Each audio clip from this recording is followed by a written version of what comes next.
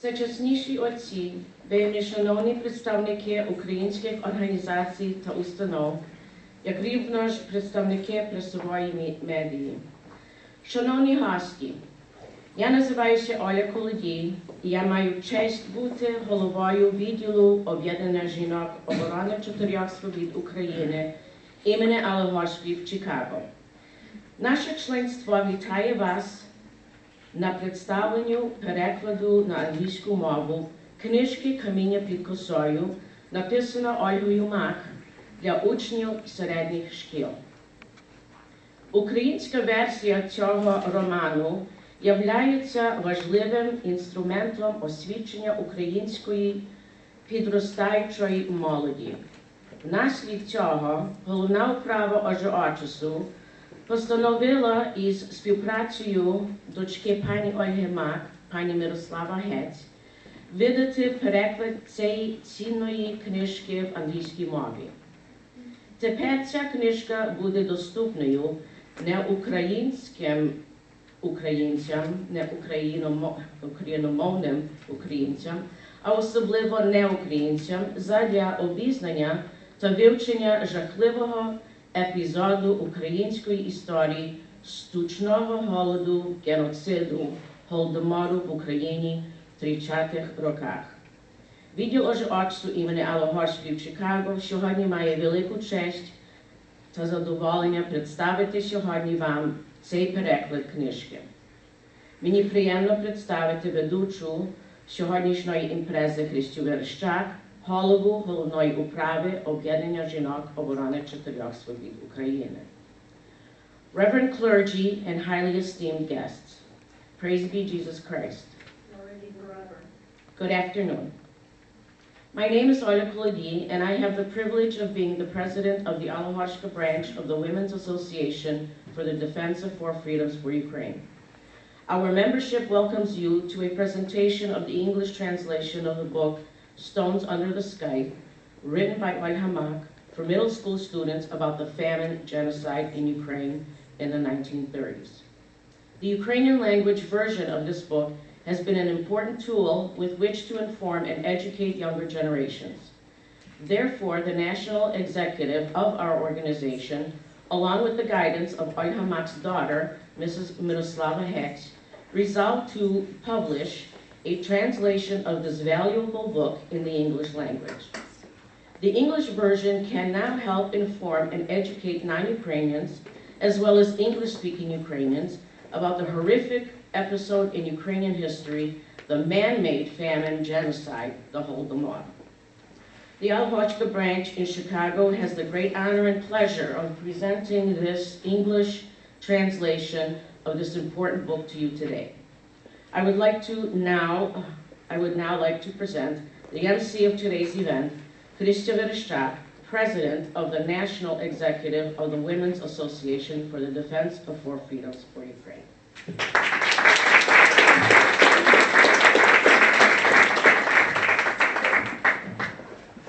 Дякую, Олю. Слава Ісусу Христу. Добрий день. Всечасніші отці, шановні присутні, дозвольте рівно ж привітати вас імені головної управи об'єднання жінок оборони чотирьох свобід України, саме в році, коли наша організація відзначатиме 45-ліття від заснування. Усі ми свідомі про правду, подій та ініціаторів, які довели до штучного голодомору геноциду України. Ми вдячні, що ви звеліли підтримати заходи нашої жіночої організації про поширення цієї правди.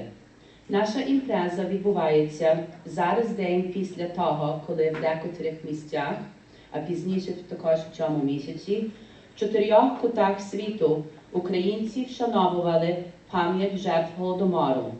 У вікнах запалювали свічки як символ вогника пам'яті.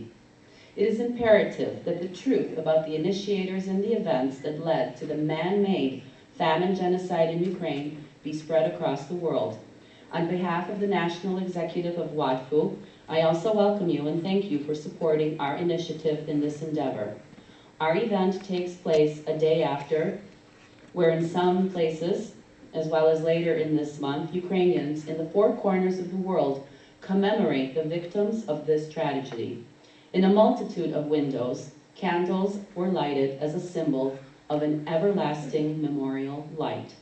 In spiritual unison, we will light our own candle with a moment of silence. В душевній єдності ми зараз запалимо свічку пам'яті жертвам Голодомору із однохвилинною мовчанкою. Прошу встати, please stand.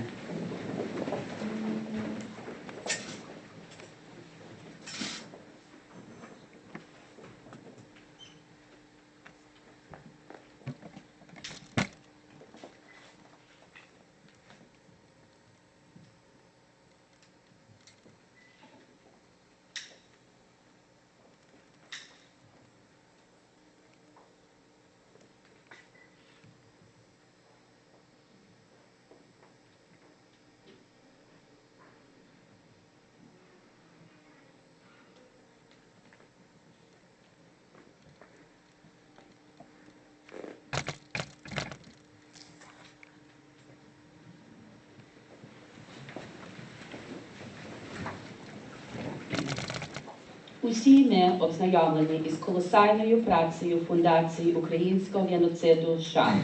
Осідок фундації знаходиться в окрузі Чикаго, і ми сьогодні вдячні голові фундації за участь у нашій імпрезі. For many years, the Ukrainian Genocide Famine Foundation of the USA has been spearheading a multitude of projects to this end. Headquartered in the Chicago area, we are pleased to welcome today the president of the foundation, Mr. Mikola Mishchenko, and ask him to say a few words. Просимо, пане Міщенко.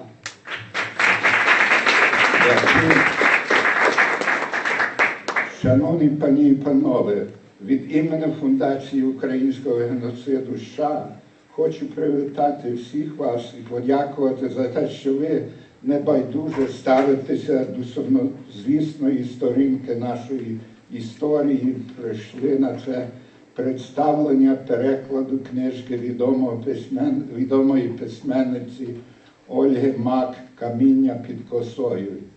Між іншим, я хочу сказати, що Ольга Мак зі мною їхала одним кораблем у Бразилію, яку так майстерно переклала на англійську мову пані Віра Кочмарська, яка живе в Ісландії. Вона мені вчора говорила, що вона б хотіла тут бути присутньою, але, на жаль, не зможе.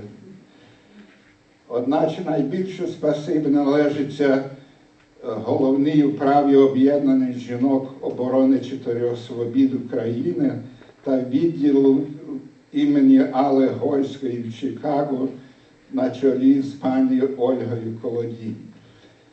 Вдячність саме за те, що вибрали тему українського геноциду для перекладу.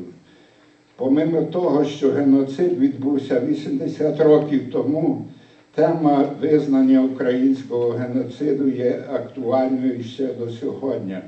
Особливо теперішній президент України Янукович одним з його перших указів звелів закрити сторінку про геноцид на президентському веб-сайті, а також заборонив доступу до архівів.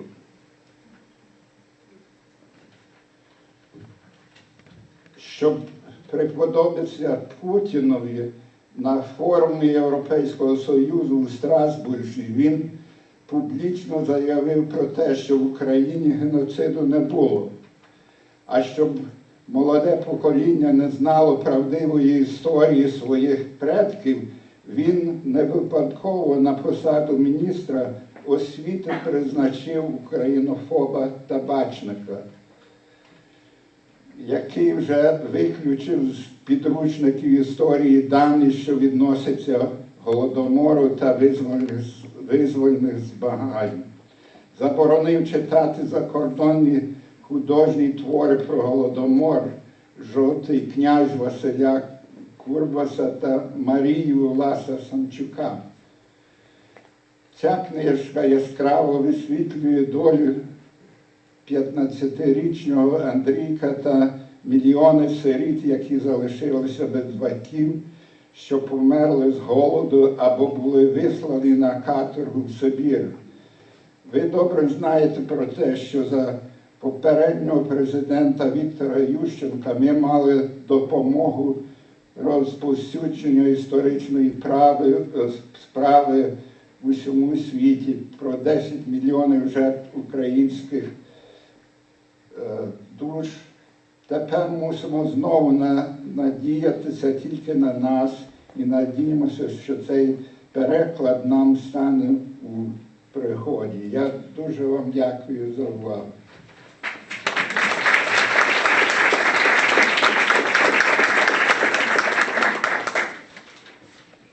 Дякуємо, пане Біщенко, і в всіх заходах фундації бажаємо якнайкращих успіхів і зобов'язуємося до співпраці. До наступного слова попрошу Марійку Крутяк, членкиню відділу та секретаря головної управи об'єднання жінок ОЧСу.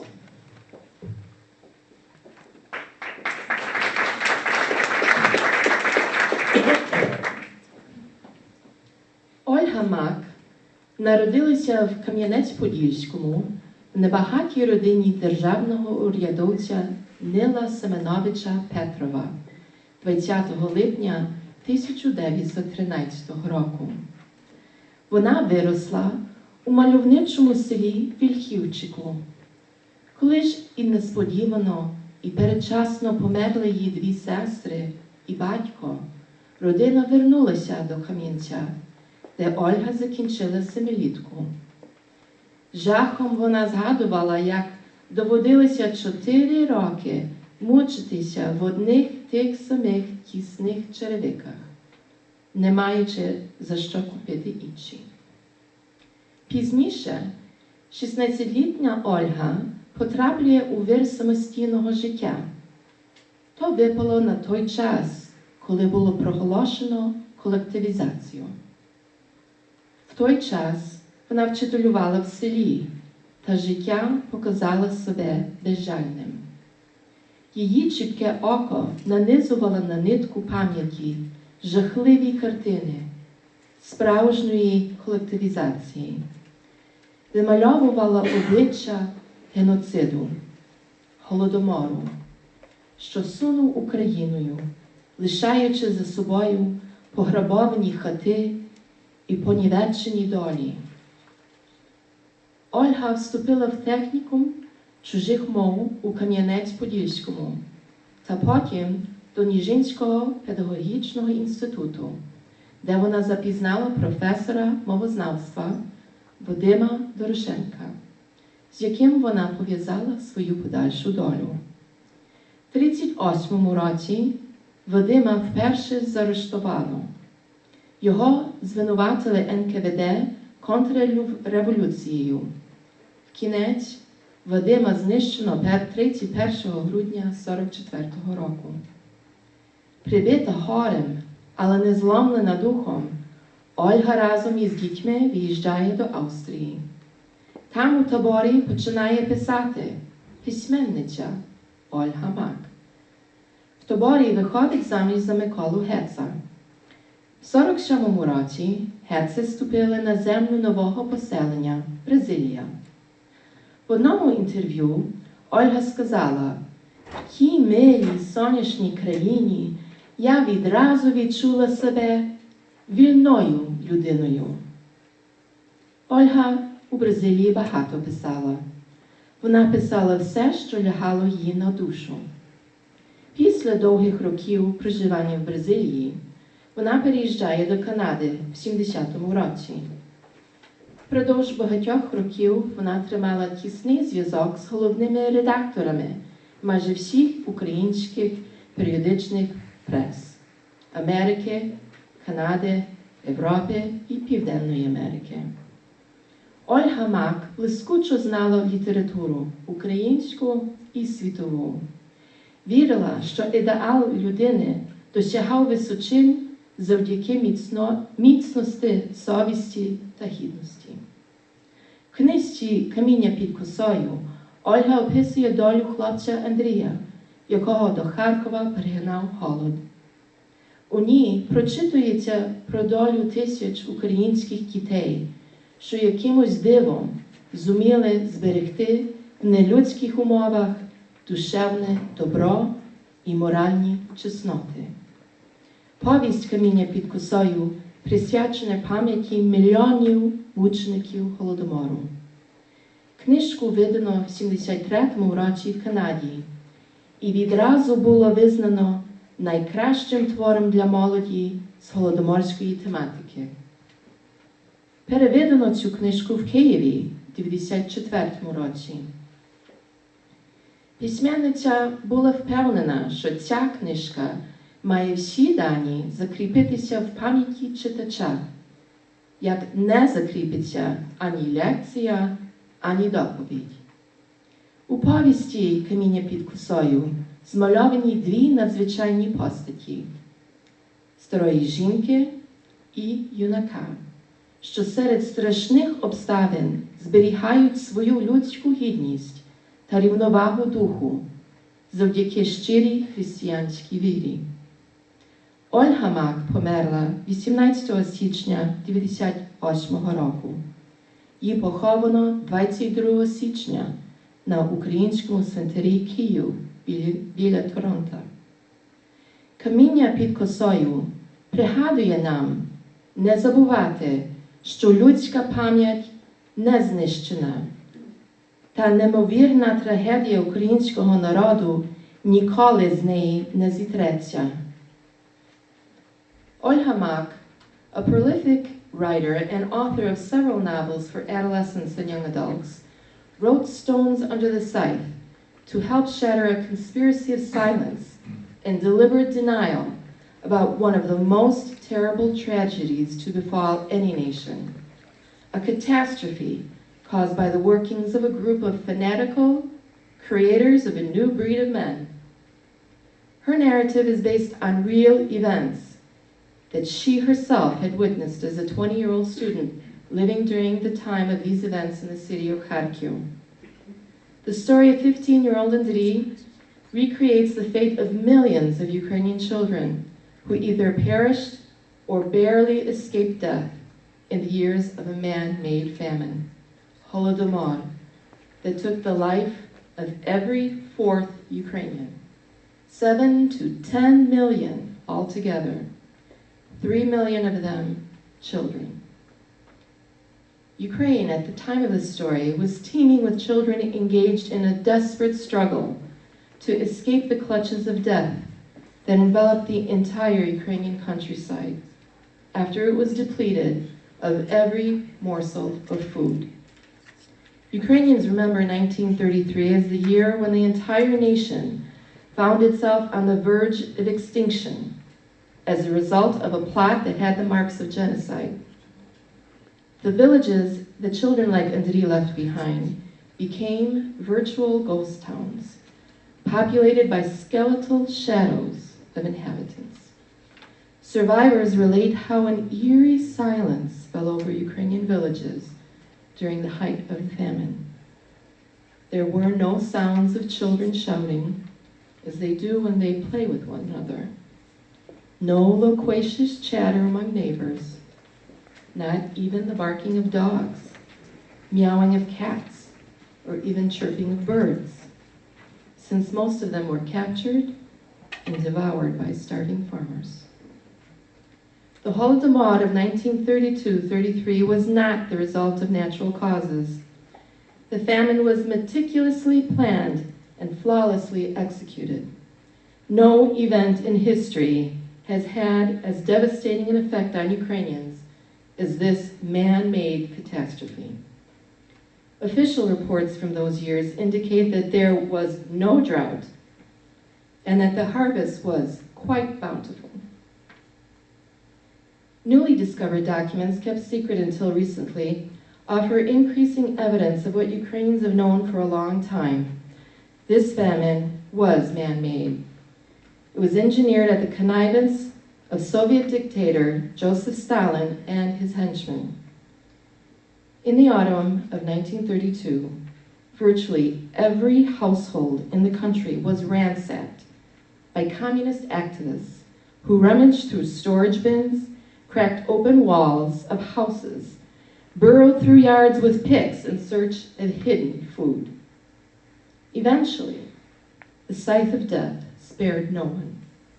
So, as their parents helplessly attempted to preserve the life of their youngest children, thousands of adolescents and young adults ventured to make their way from the countryside into Ukraine's cities, where at least there were stores that occasionally sold bread and other foodstuffs. Foreign diplomats stationed in Kharkiv, then the capital of Soviet Ukraine, reported to their respective governments that hundreds of corpses were picked up from the streets each day. One secret government report, written in the spring of 1933, revealed that there were 18,000 homeless children living on the streets of Kharkiv. Scores of those children perished each and every day, only to be replaced by others. Another report recorded that more than 300,000 homeless children were in the Kyiv region. Orphanages and children's shelters were too overcrowded to take them in. What led to this sinister plot against Ukrainian people?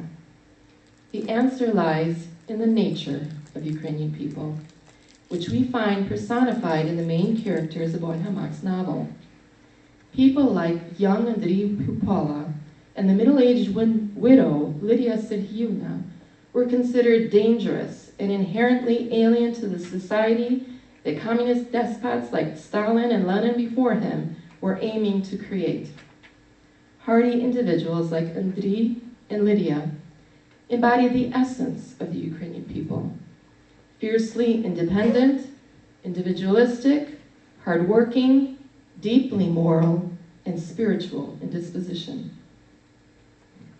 Andriy represents a long line of Ukrainian farmers who passed their noble spirit onto their descendants by a culturally rich way of life, which they had fought to preserve despite efforts by numerous foreign occupiers to destroy it.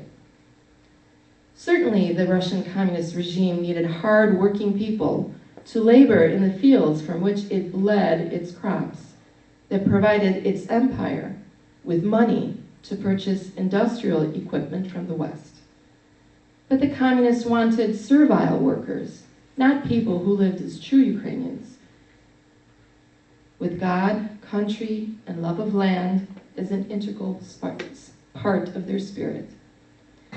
Lydia Serhiyevna, Andriy's savior, personifies the depleted ranks of well-educated Ukrainians who are active in cultural and intellectual professions. The totalitarian Soviet regime had wiped out most members of the Ukrainian elite or banished them to distant concentration camps. However, in spite of everything, Olha Mach's novel is not a somber story of horrible events. The characters of her story bear witness to the truth that the human spirit cannot be fully subdued. But this is a truth that needs frequent reminders, for everyone at some point comes to feel crushed by the brutality that confronts them. Stones Under the Scythe, the title of this book, in the original Ukrainian version, evokes a Ukrainian expression.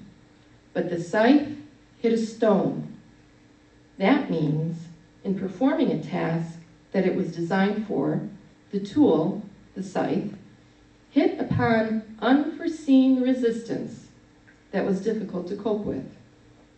There were stones that Stalin's scythe could not crop.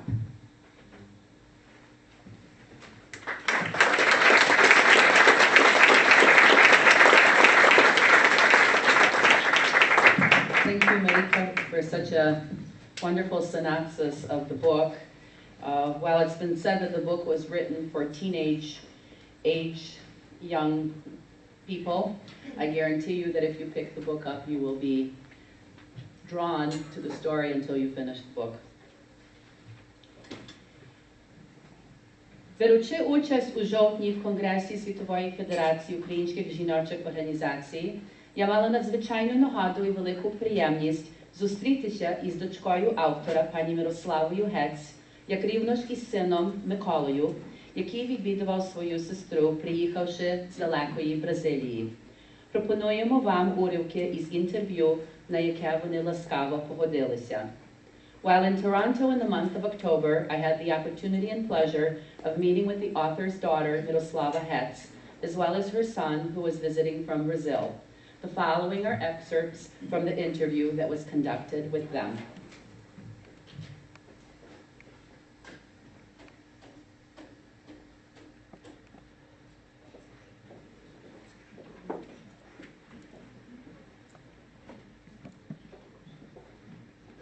Отож, пані Гець, сердечно дякуємо за цей ласкавий інтерв'ю і що нас так гарно приймаєте в вашому домі, де проживала ваша дорога мама Ольга Мак.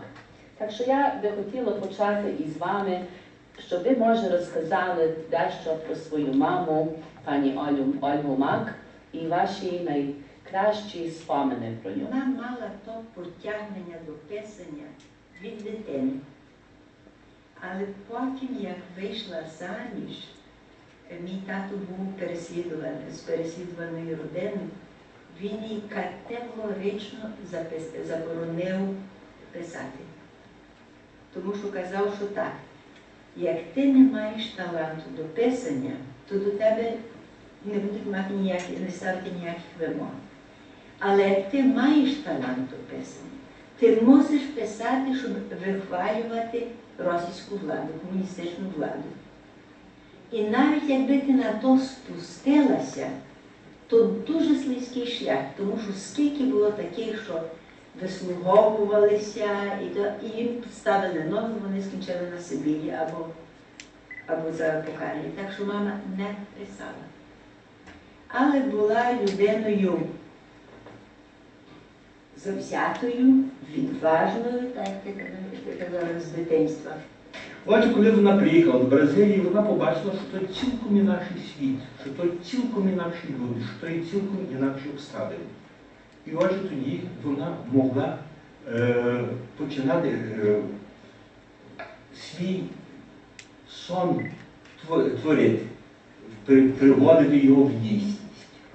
І отже, якраз тоді вона почала писати, і тому що вона була живим свідком тої величезної трагедії, яка була на Україні, вона задумала тоді то переписати, щоб люди, щоб світ знав, що там діялося, тому що то, що офіційна преса писала, то зовсім не відповідало тій правді, яку вона пізнала там. І навіть статистика, як вам скажуть, що там стільки людей загинуло. Ну, то число людей, що загинуло. Але вона була очевидцем, як вони гинули. То зовсім інша річ, ніж сказати, о, загинуло там 500 людей, чи 5 тисяч, 5 мільйонів, це тільки статистика. Але вона бачила особисті жертви. Її доля, разом з своєю родиною, є дуже подібна до багатьох українців, які були змушені покидати свою рідну землю, свою батьківщину. Як довго, до якого віку мама проживала в Україні і від часу, що вона покинула Україну, де вона проживала, може, щоб ми мали уяву по літах, проживала, і чи вона тужила за тою Україною? Страшно тужила.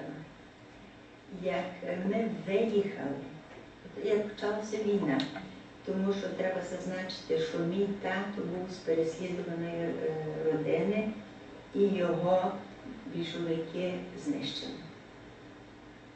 Його забрали, слід за ним пропав.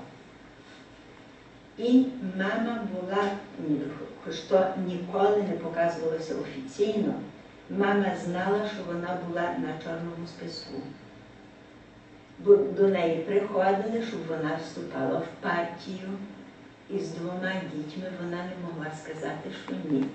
Зразу вона під тим під тим викрутом, що знаєте, я жінка репресованого, як то називалося, то для партії буде негарно, щоб ви приймали жінок репресованих. Але то діяло якийсь час. І тоді, як німці почали наступати, казали, що була в'язниця, де набирали всякі. Знаючи, що фронт наступає, вони почали звозити щоразу більше в'язнів туди, хто-небудь підозрілий чи що. І тоді навезли бензини і в'язницю підпалили. Вони живцем спалили тих всіх в'язнів. І казали, що був ще чорний список людей, котрих вони йшли, забирали туди поліцію, там розстрілювали. А ті, що повчалися, то вони розстрілювали в присутності родини. І як то донеслося до дна, сусіди з нами не говорили, боялися. І я пригадую, я була тоді ще дуже маленька, що якось дивно, що зайшов сусід в нашу хату. Хоч то для мене не було свідомо, що сусіди нас уникають, але раптом прийшов сусід. І після дуже коротенької розмови він вийшов. І мама так, як стояла, нас вхопила, за руки побігла. Я була хвора, мала кір, то мене мама замотала в якийсь коц, взяла на руки, а сестру за руки і втекла. І ми десь забігли за місто, там була якась халупа напівзліплена з глини, ще вогка, ще не висохла, і ми там пересиділи, аж заки німці не зайняли міста. Тоді вернулися звідти. Тому що мама боялася, що з нею могло бути те саме. Так що мама не мала виходу, вона мусила втікати. Як прийшла війна, виїзд то була одинока можливість врятуватися. Але як виїхала, я пригадую, як у нас з бабусею прощалася, то казала, що як повернемося, то вона думала, вона була певна, що більше не витримає так довго, і ми вернемося. Але витримав багато більше, ніж вона сподівалася. Вийшло. Що була мотивація вашої мами, щоб написати книжку «Каміння під косою»? Каміння під косою – це є тільки частина її твору. То не можна дивитися тільки на каміння під косою, але взагалі треба аналізувати то все, що вона писала. Отже, перша і, скажімо, поважніша книжка, яка з'явилася в Бразилії, то була «В кіхті НКВД». Потім було друге переведення, вже в Німеччині, вже вийшло з часів Єжовщини. Отже, власне, в тій частині з часів Єжовщини вона переказала ті всі труднощі, які вона пережила, коли заарештували її першого чоловіка. Отже, як то НКВД діяло, як вони мучили в'язнів, взагалі, які були стосунки поміж владою і тими родиною тих в'язнів. Отже, то вона все переказала в цій книжці. Кістя, НКВД, потім з часів Єжовщини. Потім з'явився другий твір «Богогню», то вже була бразилійська тематика. Вже вона пізнала Бразилію, то вона цікаво почалася, тому що вона мені вночі розказала одну казку, потім вона сказала, то гарна казка, отже, я її напишу десь до «Веселки» чи до якогось іншого дитячого журналу. Потім почала писати, каже, ти знаєш, що може бути брошурка. Потім мені більше брошурка, може бути навіть однотомова книжка. Пішло тритомової книжки. Отже, потім з'явився «Чудосій». Це роман, але вона, мені здається, що вона в тому «Чудосії» поставила якраз в тому своєму виді тої ситуації, яку вона переживала. Як то свідома людина могла дивитися на те, що діялося в Україні? Отже, то все складалося, скажімо, коли ми дивимося на каміння під косою, то все складається, скажімо, її пережиття в Україні. Але то все, скажімо, голодомор, це є річ, яка є сполучена, тісно сполучена з політикою котра москалі вели через НКВД. Отже, то є частина. З одного боку вони тероризували народ тим, що вони вибали, тим, що вони арештували, тим, що вони вивозили. А друге, то, власне, було через той голод. Отже, скажімо, чому? Бо в більших містах, тому що русифікація була влаштована. Але по селах люди були ще українці, ще були націоналісти. Вони ще жили незалежно. Отже, треба було зламати селян. Як зламати? Колективізацію, перетворити їхні господарки на колгоспи і взяти, здати податок, щоб вони не мали з чого жити. І тоді ті всі, власне, селяни їхали до більших міст, і, власне, там тоді була ціла трагедія. Приїжджали і не мали роботи, не мали чого їсти.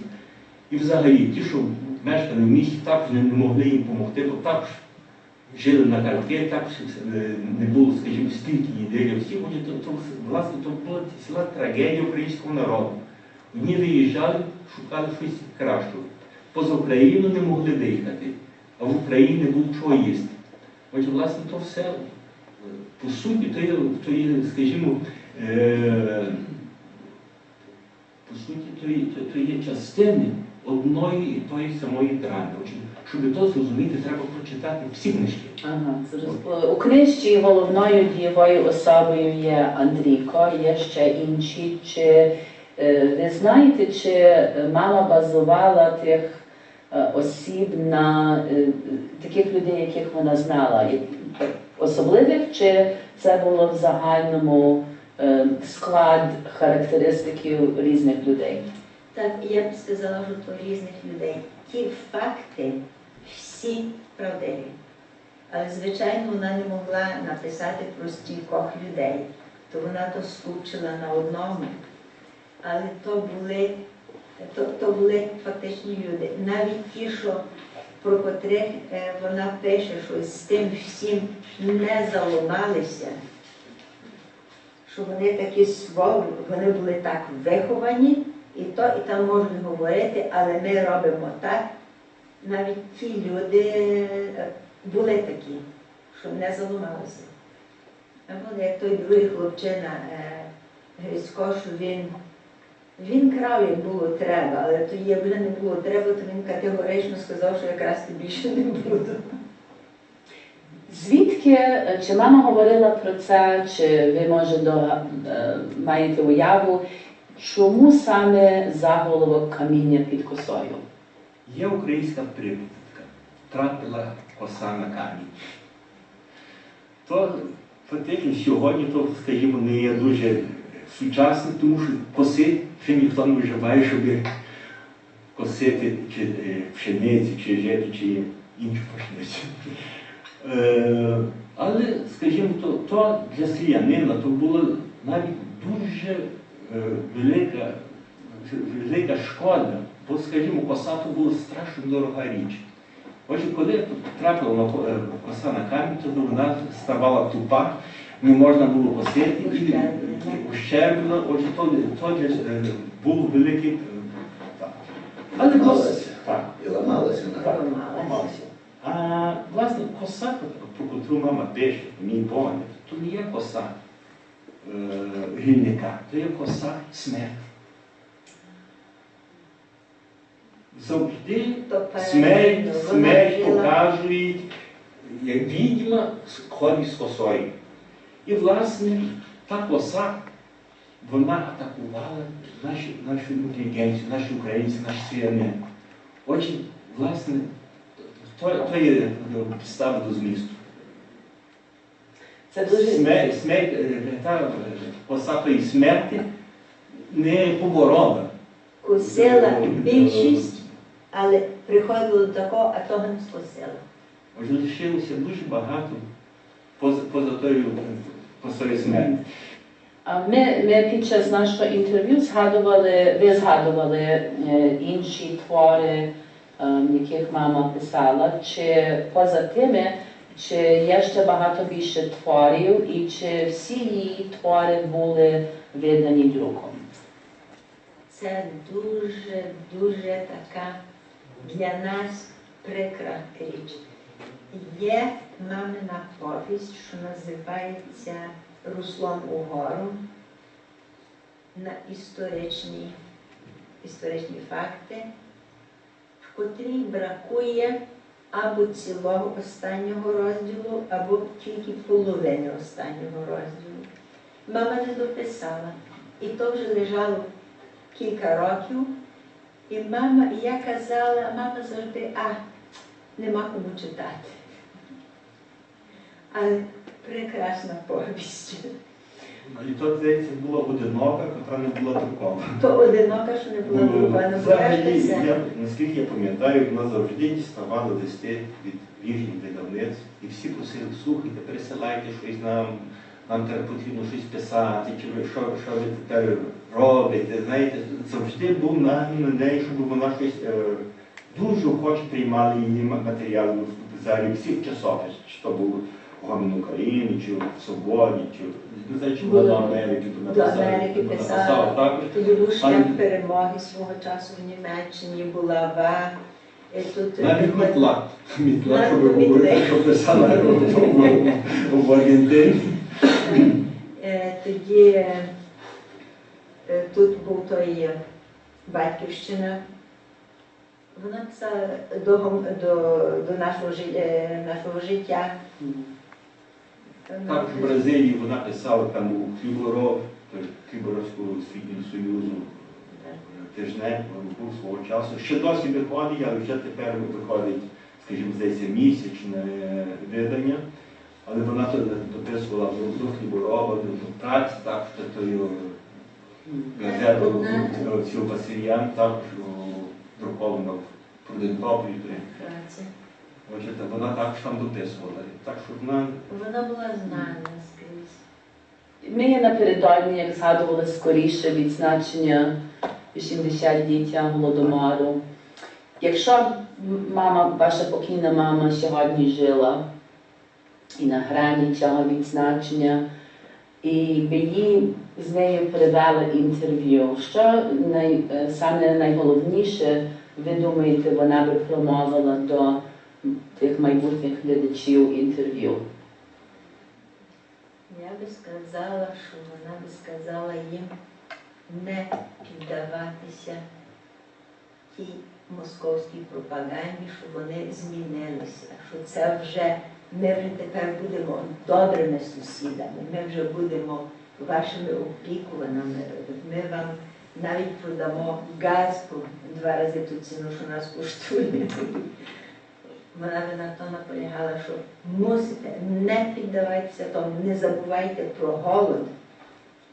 Бо це, як вона казала, що голодомор харчевий вбиває людей, а голодомор душевий вбиває націю. Вона дуже то, не вірте тим, що до вас приходять з добром, будьте самостійні.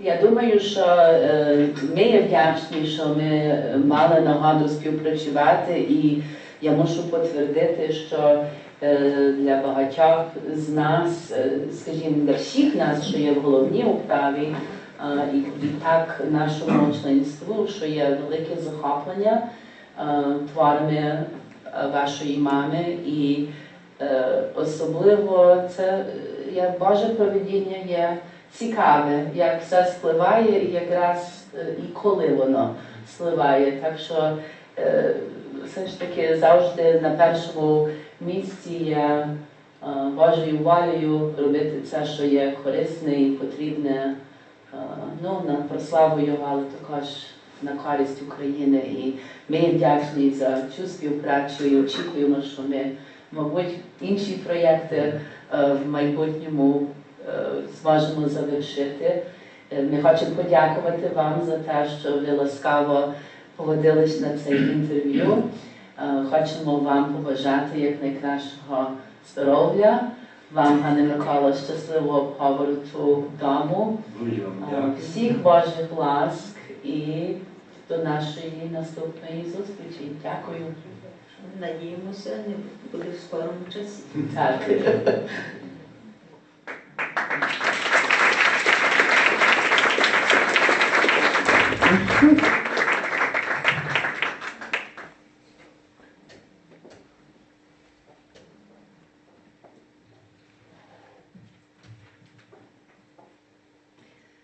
Під час нашої зустрічі в Торонті виявилося, що пані Мирослава мала тасьму, на якій набрано інтерв'ю із самою авторкою пані Ольгою Мак. Воно було переведене ще перед написанням книжки «Каміння під косою». І пропонуємо вам уривки. In conversation with the author's daughter, I was informed that she was in possession of a taped interview with the author herself, their mother, Olga Mak. The interview took place prior to her writing Stones Under the Scythe. А щодо мого творчого шляху, то я мушу признати, що потяг до писання в мене прокинувся дуже рано, але в підбільшовицьких обставинах я не могла писати так, як я хотіла. А писати так, як вимагалося, я не бажала. Не дивно, що ви мене знаєте лише після того, як вийшла моя книжка з часів Єжовщини. Але я почала друкуватися зараз же по закінченні війни з 1946 року. То були невеликі спроби, з яких починає свій творчий шлях майже кожний письменник. Я друкувалася в різних періодичних виданнях, як на терені Європи, так на терені головно Північної Америки.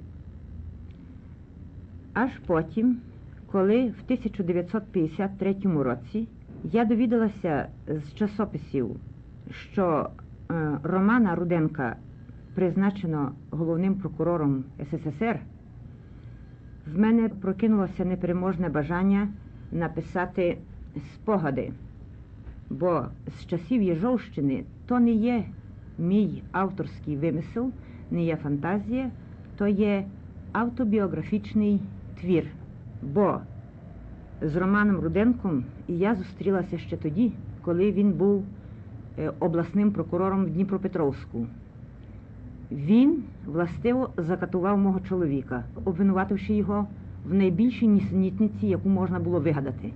І тоді, коли я довідалася, що того Романа Руденка призначеного головним прокурором СССР, я вважала своїм обов'язком написати спогади і відкрити світові очі на певні речі і на дуже цікавий випадок, який був не одинокий, але про які, напевно, інші люди не знали і які так і пропали неопубліковані.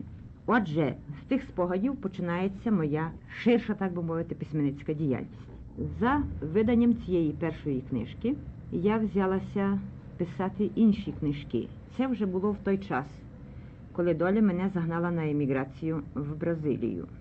Познайомившись з бразилійським життям, я вирішила познайомити з тим життям також і моїх братів по крові і по походженню. Тому я вирішила написати повість «Бог вогню», яку я призначила для молодшого юнацтва. Ця повість є написана в 3 томах і знайшла дуже широкий відгук серед молодечого читацького світу. Після «Бога вогню» я написала повість «Чудосій», яка була навіть нагороджена другою нагородою на конкурсі в Чикаго. За «Чудосієм» йде 2-томовий роман «Жаїра», також з бразилійського життя.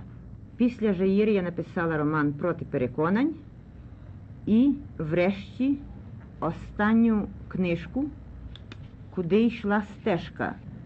Крім того, в цій останній своїй повісті, як і в інших повістях своїх і в інших працях, я намагаюся, зокрема, коли йде мова про твори для молоді, я намагаюся дати якісь факти історичні або якісь цікаві відомості, малознані, і тим самим я добиваюся того, що молодь при тому вчиться історії, географії або, скажімо, звичаїв, вже призабутих в теперішній час звичаїв наших предків.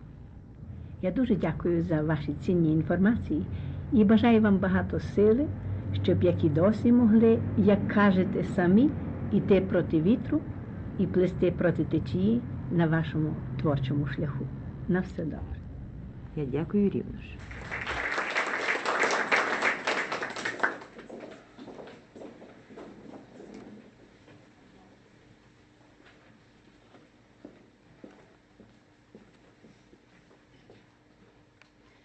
Щоб дещо запізнати вас із романом «Каміння під косою», вважали доцільним читання членкинями відділу уривків з україномовної та англомовної книжок.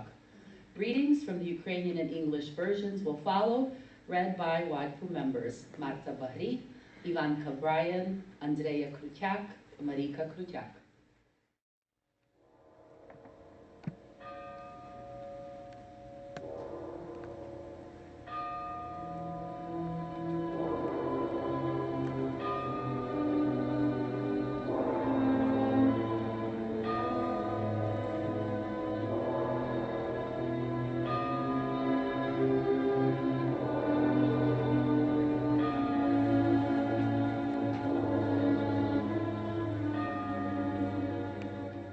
The smell of rotting corpses hung in the air as the legal residents of Kharkiv, the capital of Ukraine, carried on their plucky and brutal struggle for existence.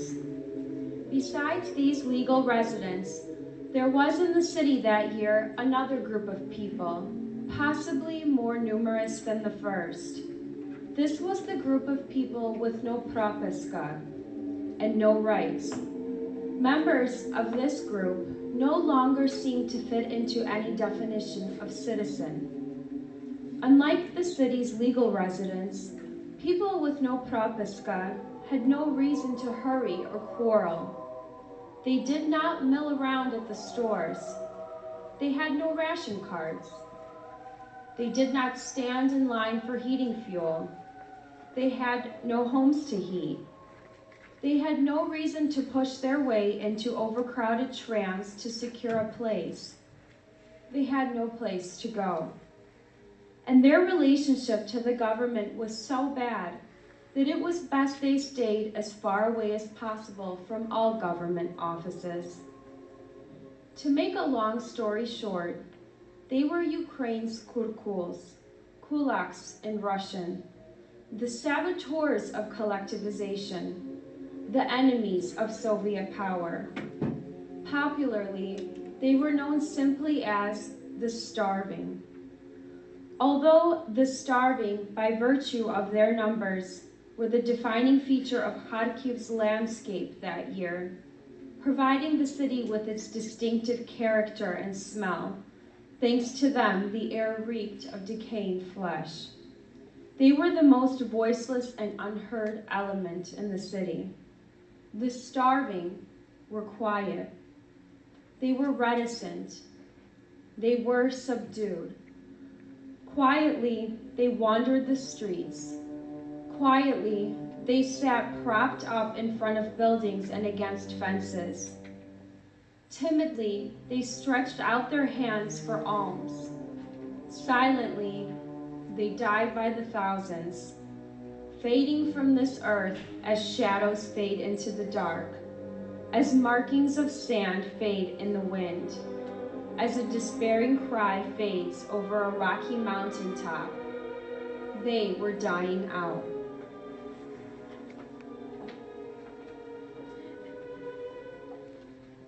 Зникали з цього світу так, як зникають тіні в темноті, як сліди на піску під подувами буревію. як луна розпачливого смертельного зойку в скелястих горах. Вимирали.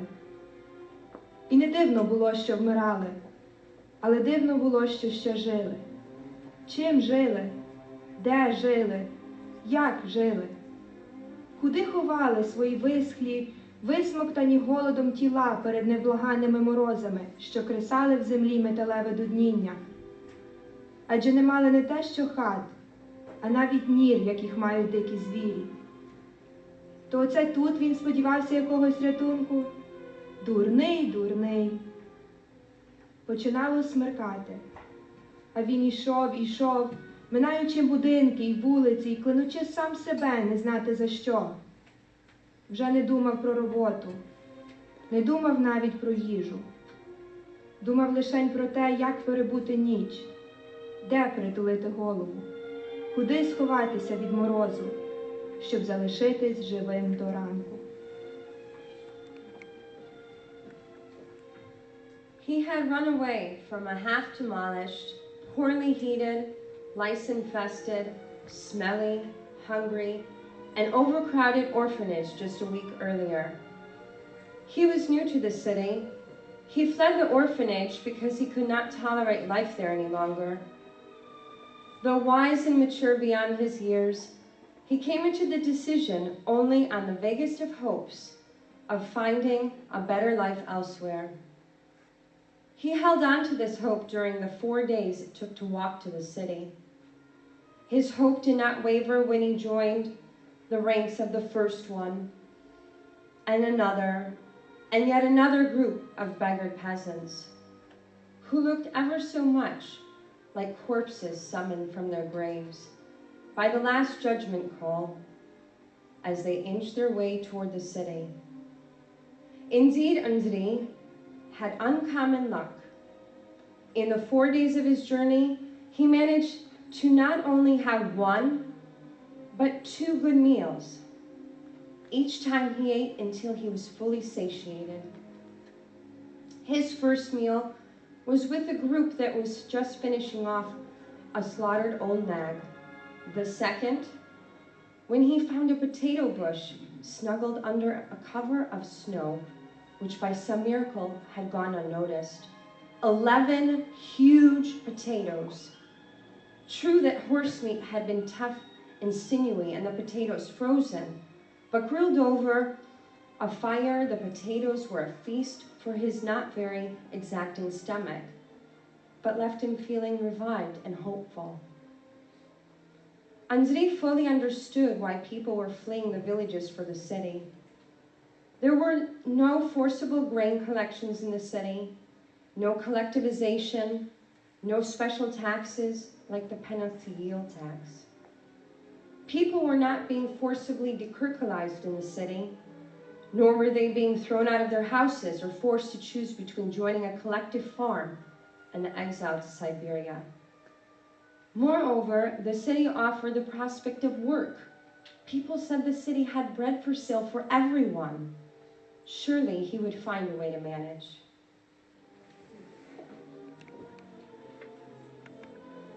Справді, чого йому тут волочитися в незнайомому місті, коли в селі має рідну хату, назбирає якогось бадилля, напалить у печі, вилізе на неї і відпочине, та виспиться в смак. Звідти вже ніхто не буде його зганяти по кілька разів на ніч. Відпочивши ж, він щось придумає. Наставить сільця на ворону, лапку на зайця, або спробує вловити рибу в річці.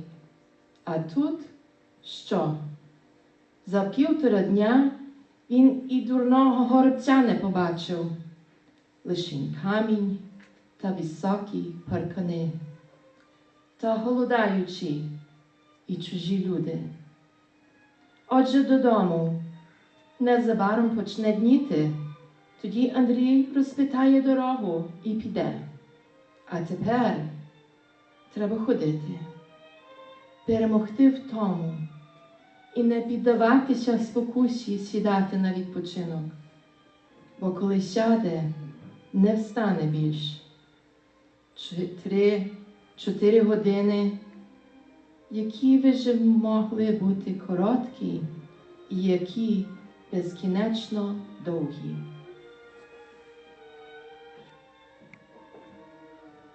Oh, another frozen one, he said without a hint of emotion. He could have been talking about a lump of coal. This is the 5th person so far who has given up his spirit here, he continued. They seem to like to prop themselves up at the gate. And now I, Savchenko, will have to run to the police station and file a report. They'll want to send somebody to cart the body away before the students start arriving, as if the students are unaware of what's happening all around them.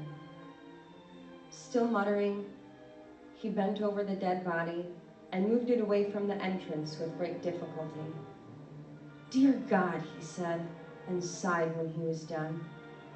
Andrei had seen hundreds of dead bodies in his life, some back in his village, some at the orphanage, many more on his way to Kharkiv. He'd seen so many that the shock and novelty had worn off long ago. But this time was different. Contorted figures whitened with frost, one, another, and yet another one. A group of huddled together, motionless, covered in a thin sheet of frost. Frozen. All of them had met their end at this very place where they were hoping to find a new beginning. Andrei tried to avoid looking at them. Every new creak of an opening gate and every shadowy figure walking through it filled him with unspeakable dread. They all seemed like the walking dead.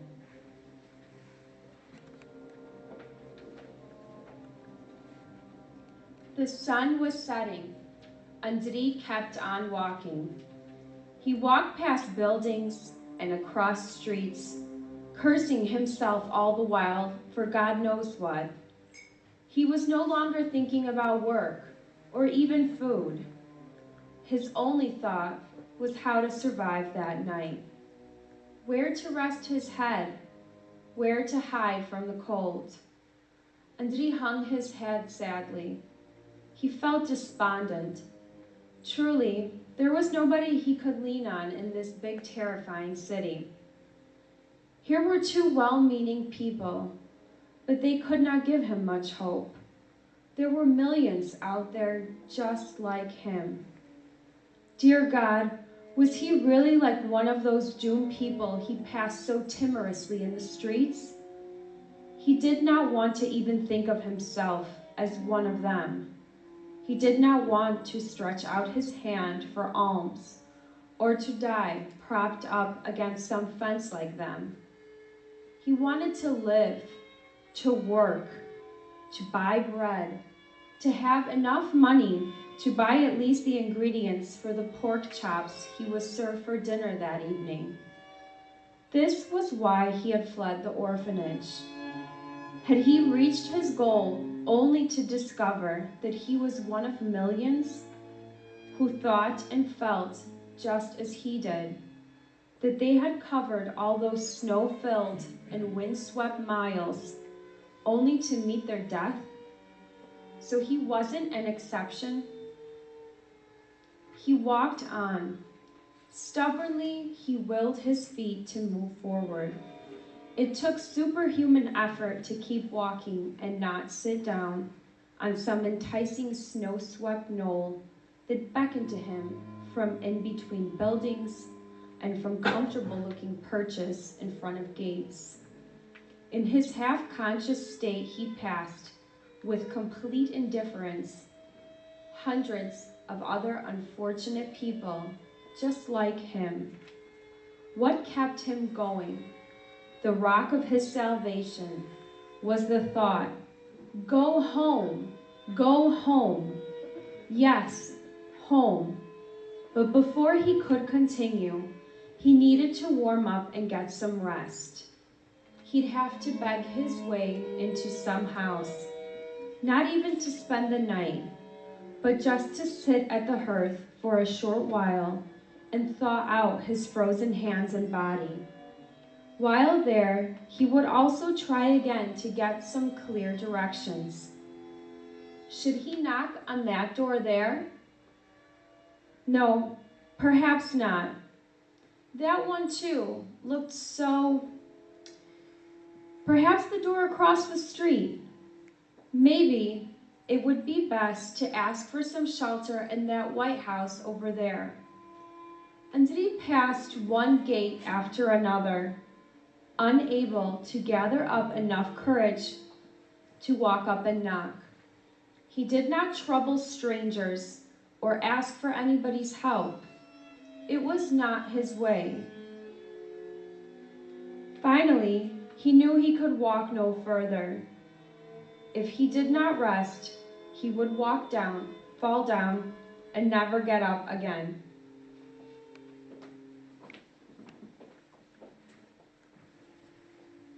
Вечоріло.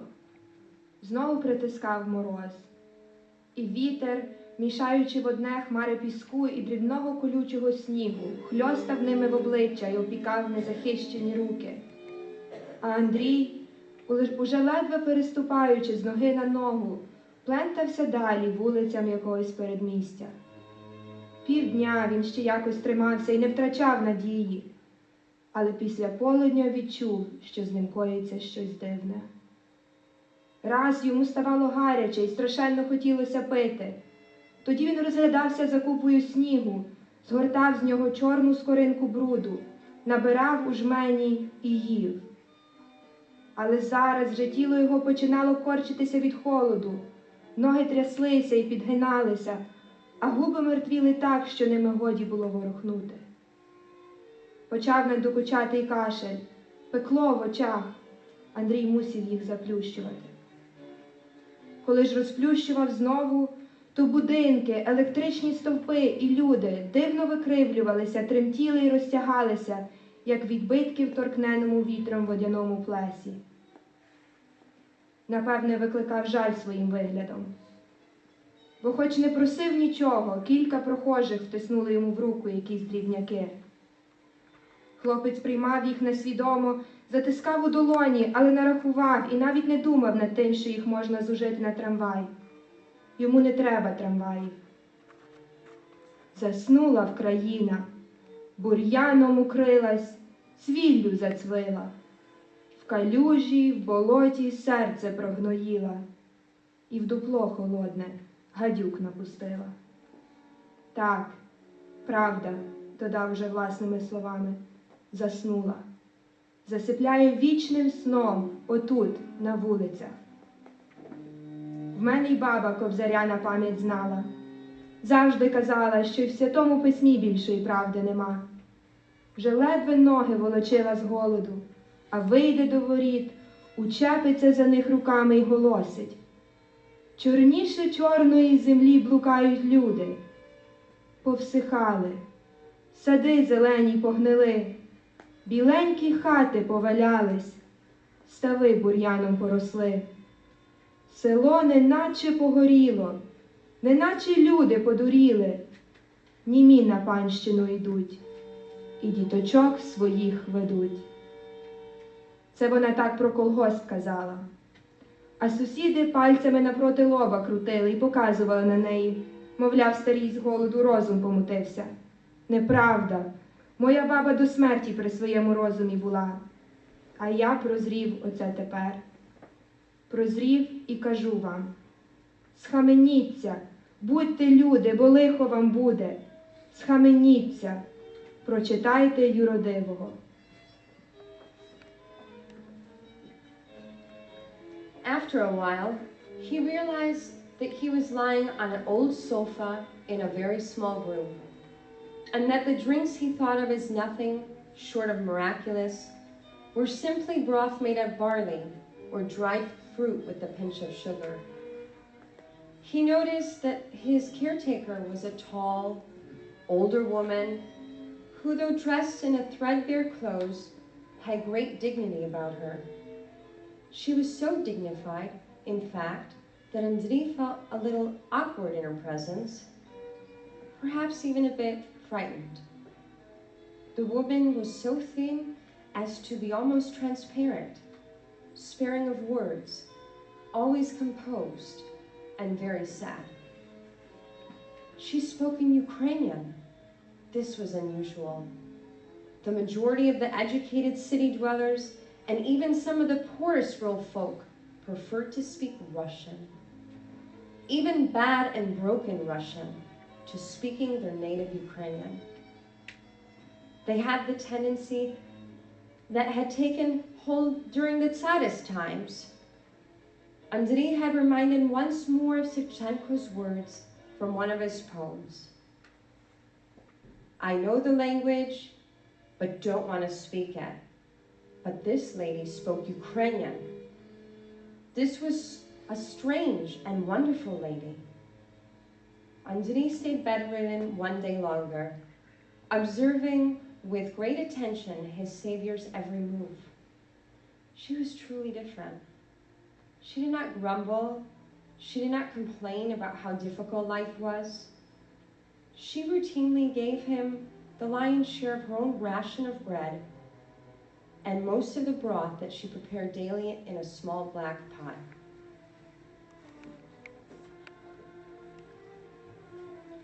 Жити? Луною відгукнувся Андрій. Для чого жити? Вона наблизила своє обличчя до його і вп'ялася йому в очі сталевим поглядом. Жити треба, хоч би для того, щоб у слушний час уміти вмерти розумною і корисною смертю. Розумієш, життя – найбільший Божий дар, і ніхто не має права його протринькати на ніщо. Бог тобі дав безсмертну душу. Бог має право вимагати її віддати йому назад, коли треба буде. Віддати добровільно, як позичене. Коли ж ти сам такого часу і не дочекаєшся, навчиш дітей і навіть онуків своїх, як і за що треба вмирати.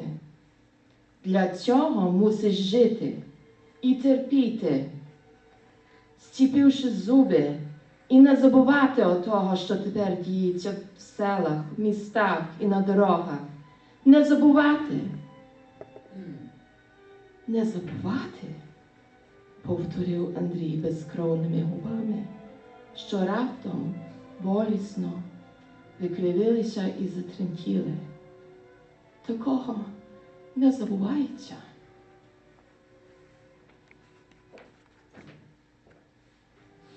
He raised his head, looked up at her, and began speaking as if in confession. They came to our home looking for bread and found half a bag of beets, which had been set aside as feed for the livestock. They threw themselves upon my father, yelling, "You, kurkul snout! You said you had nothing more. And what's this? What?" And one of them beat my father over the head with the beets again and again. My mother started crying. "Don't hit him. You came for grain, for bread, not for beets." But the man screamed back, "You were to hand everything over to us, the bread, grain, beets, all of the food stuff you have." And again he hit my dad with the beets. My mother grabbed him by the hand and started begging, "Don't beat him. It was I who hid them. He did not even know." That inflamed them even more. "Ah, you hid them? Stealing and concealing from the government? Here, smell this and be aware what crime this smells of." He pushed the beets under her nose so hard that it began to bleed. Though feeble, my father could not contain himself and threw himself against the man. The other man, a member of Partisachnike, grabbed his revolver and bang into my dad's chest. They wouldn't even let us bury him. Vipers. He said barely audibly. They took his body and carted it away. They roughed me up also to keep me quiet, for I was ranting and raging. They might have killed me too, but people intervened on my behalf, and I ran away. Like a dope, I went to the regional authorities in search of justice. They screamed at me, grabbed me, and placed me in an orphanage. 2 months later, 2 boys from my village were also brought to the same orphanage. They told me that my mother and my 2 younger brothers died of hunger. My older sister went away somewhere. I doubt that she was able to get very far.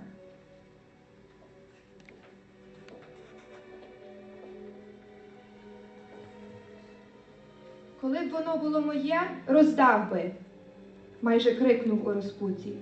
Роздав би і все. Вона дивилася на нього тим самим холодним, невблаганним поглядом і сказала спокійно: тоді, Андрію, віддаю тобі все, що є в хаті, і дозволяю робити з ним, що хочеш. Роздавай! А тоді ж, як? Аж скорчився він, заломлюючи пальці. Самим з простягненою рукою ходити чи вмирати з голоду? Це вже ти сам повинен вирішити. Або сяк, або так. Але замикати тебе на ключ я не буду. Ганьба, хлопче, від правди ховатися. Він подумав і зітхнув безнадійно. Пусте. Коли б і справді роздати все до нитки, то лихові не порадиш. А ні, Андрію, не порадиш. Кажуть, що на Україні голодують 20 мільйонів, а решта, за незначними винятками, півголодує. Адже й у містах тримають населення на півголодному пайку, щоб не було чим голодаючих підтримати. Тому, коли б навіть прогодувати, то загинули б обидвоє.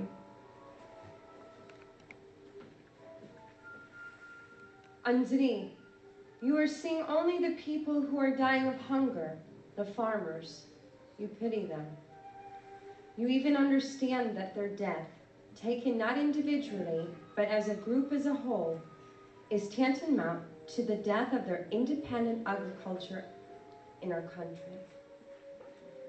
However, a nation is made up of more than just farmers. There are industrialists, the traders, the politicians, the military, the clergy, the scientists, academics, and the artist. All of them are an important piece of the foundation that supports a nation's unique identity and its independence. You do not see these people in the ranks of farmers dying out. These people already been either killed, imprisoned, or exiled. Tragic as that is, the fate of those who have not been imprisoned but have been allowed to live free is far worse. For they will continue working, only now they'll be working for the destroyers of the nation's statehood, for those who endeavor to destroy the people and the independence of the nation. The death of millions is always a tragedy, but it could be transformed into a triumph if it were to serve the good of the nation and bring the glory to the nation. But today, millions are dying, and Satan is laughing hysterically because he's reinforcing his fortress with their bones. For this reason, Anjali, a bag full of bread, or even 1,000 or 100,000 such bagfuls, will not help find a way out of this evil if giving it will help salve our consciences and put them to sleep.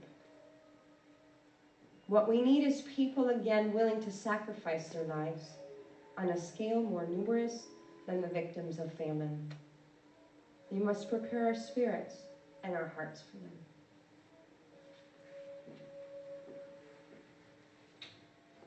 Відколи наші предки програли державну незалежність, Ми рідко боремося. Більше боронимося і захищаємося. Тепер же навіть і не захищаємося, а просто гинемо. Та й на краю загибелі ми ще даємо зброю в руки нашого смертельного ворога проти себе самих, проти власних нащадків, проти цілого народу. Одні віддають йому золото, інші продають сумління. І все для того, щоб якось поліпшити і продовжити своє жалюгідне життя. Коли я і варта чогось, Андрію, то саме через те, що тримаюся певних засад. Невже ж ти того не розумієш? Ну, припустімо, я би взяла синові гроші, ми би за них із тобою смачно поїли і добре пожили. Хоч, я вже тобі щойно сказала, тобі довелося б за це заплатити. Та й уяви собі, що згодом доля тебе зведе прикованого на одному ланцюзі з іншим невільником, який і не нюхав тих благ. І той товариш сказав би тобі: цей ланцюг ти допоміг скувати, догодити шлункові. Але чому і я маю носити на своїй шиї, коли ніякою приємністю за нього не заплатив? І що би ти йому відповів?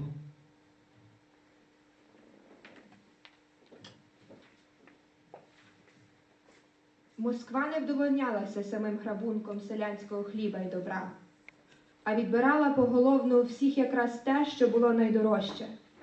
Відбирала свободу. Свободу життя, руху, творчості і думки.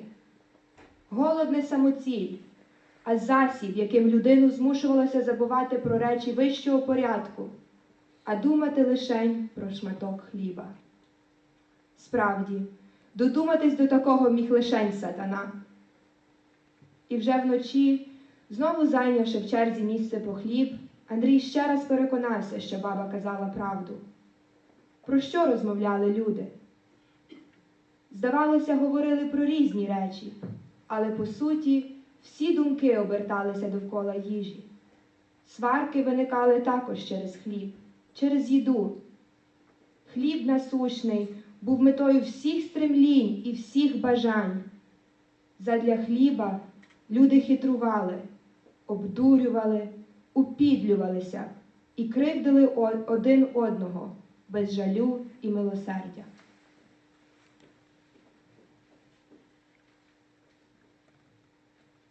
The last petals had fallen from the pear tree, covering the earth in a thick carpet of pink and white.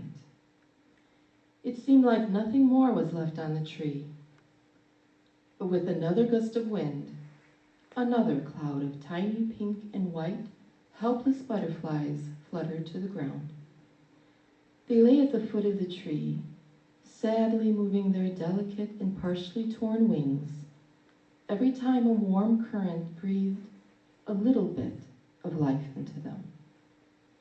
On the streets of the cities and in the fields, ravines, and villages, the petals of the lives of millions of Ukrainians were falling. Not white and pink against the earth, but black. Like the soil they had worked generation upon generation, like the black soil which had nourished the country as a whole and people in distant lands. They fell and fell and fell. Lord God, where will it end? When will you still the skeletal hand of the implacable reaper, gathering this bountiful harvest even now, after the frost and cold of winter have passed? Winter was coming to an end. The sun was shining brightly in the heavens, and the earth hastened to meet it with smiles of greens and flowers, while the famine raked in ever higher and higher mounds of corpses. Blossoming May, the month that from time immemorial celebrates life, was now a holiday in which death prevailed. Diagonal rays of evening sunlight are streaming down, searching out the grasshoppers in between green crowns of sprouting potato plants, among the rows of cabbage and the beds of curly lettuce.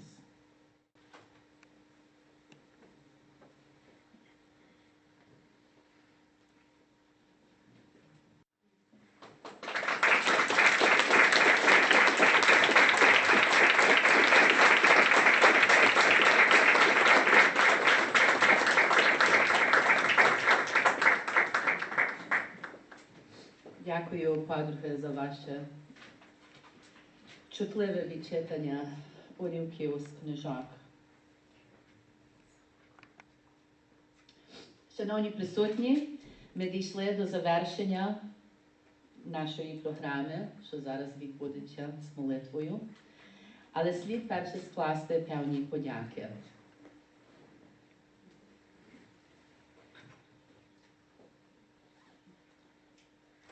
Перед тим я лише хотіла поділитися проєктом, над яким головна управа працює, а це вже завершилося в місті Нью-Йорку.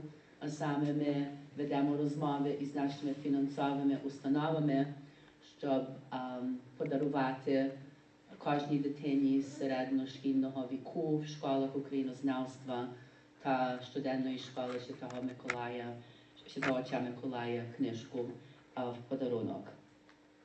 Якщо віримо, що ми це завершимо, це вже перший крок, щоб поширити. Ви можете питати, чому саме в англійській мові, а не в українській. А йдеться нам про те, щоб поширювати про цю трагедію в англомовних колах. І ми вже мали великий успіх в тому, що в одній школі на передмістю в Mount Prospect дочка одної нашої членкині показала цю книжку учителеві, і ця книжка тепер є у курсі навчання того віку дітей. Так що маємо надію, що таким чином ми будемо поширювати при багатьох нагодах розповсюдження про правду, про голодомор, геноцид українського народу. І тепер слід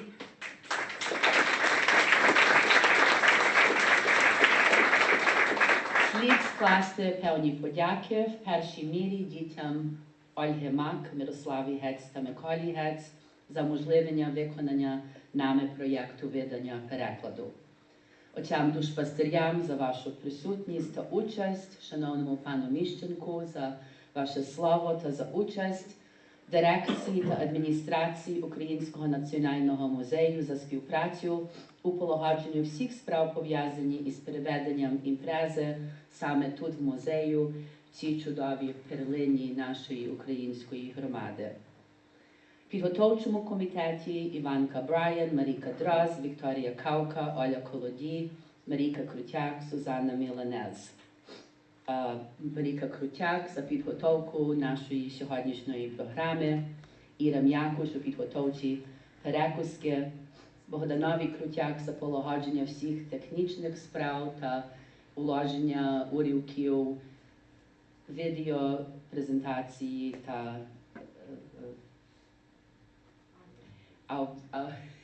audio presentation, інтерв'ю з пані Ольгою Мак, Василеві Шух, який проживає в Канаді, ласкаво прийшов, щоб набрати інтерв'ю з дітьми Ольги Мак, Тарасу Дроздові за фільмовання сьогодні, Олегу Федак за позику камери, Михайло Коваль також за апаратуру і також за підготовку нашої перекуски, на яку зараз після молитви запрошуємо вас усіх. Вона є скромна, але вона дотримується якщо ви прочитаєте книжку, чи вже прочитали, дотримуючи до такої їжі, яка була спільнена у книжці «Каміння під косою». Якщо хтось бажає закупити книжку в англійській мові, ласкаво просимо підступити до столика.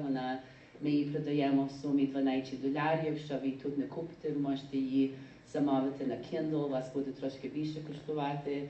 І на Amazon.com також трошки більше буде коштувати. Ми рівно ж маємо тільки один примірник книжки, який залишився в українській мові, але якщо ви думаєте, що ви бажали мати цю книжку в українській мові, головна управа тепер також переглядає можливість знову перевидати в українській мові «Каміння під косою», яке буде пов'язане із подаруванням цієї книжки дітям, які проживають в Україні у тому відповідному віці.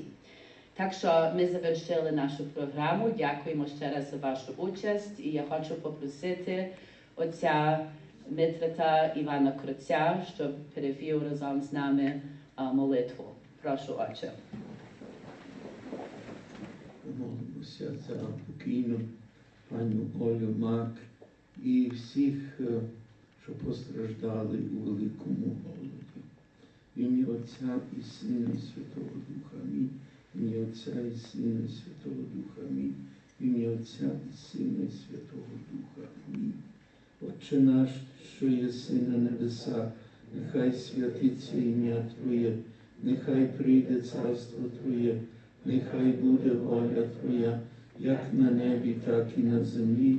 Хліб наш насущний дай нам днес, і прости нам долги наші, як і ми прощаємо должникам нашим. І не веди нас у спокусу, але і збави нас від лукавого. Амінь. Зі святими упокой, Христе, душі рабів Твоїх, де немає болізні, ні печалі, ні зітхання, але життя безконечне. Вічна пам'ять,